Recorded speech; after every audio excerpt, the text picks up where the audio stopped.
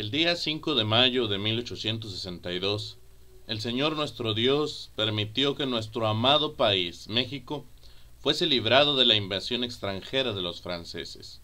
Sumidos en un caos nacional, después de librar una batalla feroz contra los conservadores de nuestro país, el Señor nuestro Dios levantó al mejor presidente que ha visto nuestro amado país, un abogado de origen indígena llamado Benito Juárez, quien con determinación puso fin al sistema colonial, separando la injerencia de la Iglesia Católica dentro del Estado mexicano con lo que se conoce como las leyes de reforma.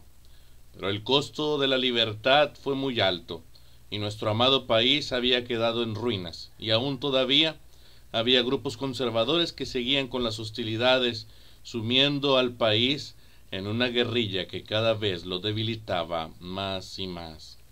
El presidente Juárez recibió un país en ruinas, y México tenía una deuda externa que abarcaba el 70% del total de sus ingresos.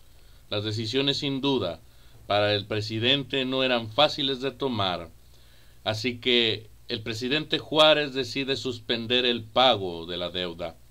Como era de esperarse, España, Inglaterra y Francia mandaron sus buques al puerto de Veracruz para conseguir el pago forzoso de la deuda, a lo cual el ministro del Exterior, Manuel Doblado, logró condonar los ánimos de los españoles e ingleses, quienes al saber de la precaria situación del país, accedieron a aceptar la moratoria de pago del gobierno mexicano.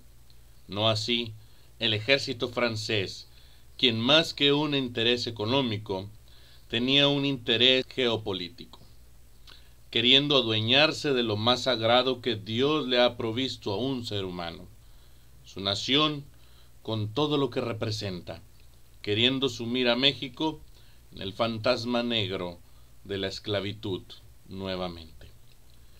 El día 5 de mayo de 1862, el ejército más poderoso del mundo, invicto en más de 50 años, se encontró combatiendo contra un puñado de mexicanos, en su mayoría indígenas, sin disciplina militar y comandados por el ministro de Guerra y general Ignacio Zaragoza, quien alentó a sus tropas diciendo: «Nuestros enemigos son los primeros soldados del mundo, pero vosotros sois los primeros hijos de México y os quieren arrebatar vuestra patria».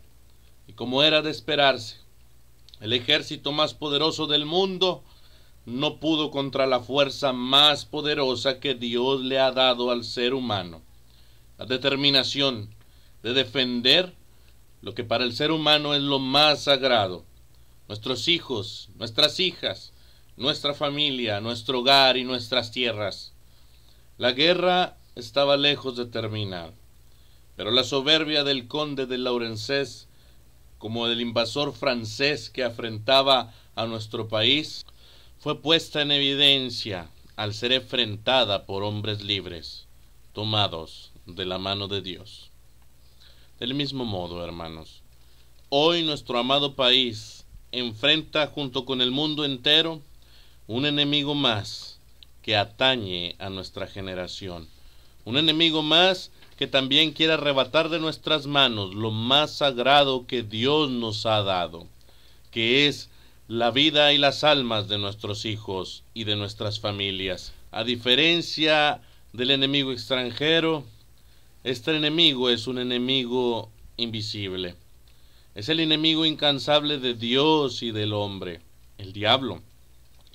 Al atacar a nuestros jóvenes, sumiéndoles en la más negra perversión de los vicios, de las drogas, el irrespeto a los padres, a las instituciones y a Dios mismos. Son jóvenes que con lágrimas de sangre hemos visto cómo nuestro amado país abandonan lo más preciado que Dios les ha dado, sus familias, para unirse a grupos criminales, apagando con ello no solamente su futuro, sino también sus preciosas vidas. Pero quizás no sea tarde. La Iglesia tiene mucho que aportar. Empecemos a actuar, siendo esos padres que ellos necesitan para poder guiarles e instruirles en el mejor camino.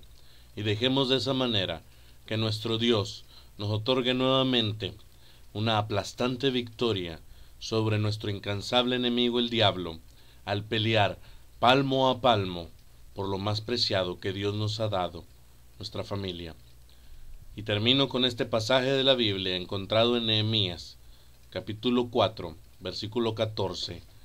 Una vez que Jerusalén estaba reconstruyendo los muros del templo, los muros de una ciudad que todavía se encontraba en ruinas, enfrentando una dura oposición, Nehemías insta al pueblo, diciendo: no temáis, sino acordaos de nuestro Dios, que es todopoderoso.